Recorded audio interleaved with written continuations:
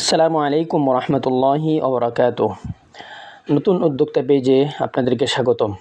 আবারও অনেক দিন পরে আপনাদের সামনে নতুন আরেকটি ভিডিও নিয়ে আসলাম। তো আশা করি সকলেই ভালো আছেন, আলহামদুলিল্লাহ। সবাই অনেকেই আমার খামারের নতুন নতুন ভিডিও পাওয়ার জন্য অপেক্ষায় থাকেন। তো শতব্যস্ততার কারণে আপনাদের সামনে হয়তো বা ওইভাবে আমার খামারটা দেখাইতে পারি না। তো যাই হোক, আলহামদুলিল্লাহ আমার খামারের প্রায় 2.5 মাস রানিং চলছে। নানান কষ্টের মধ্য দিয়ে আলহামদুলিল্লাহ আমি এ পর্যন্ত এসেছি। আর তো মানুষের সমালোচনা আছেই। তো যাই হোক, মানুষ সমালোচনা করলে কোনো লাভ নেই।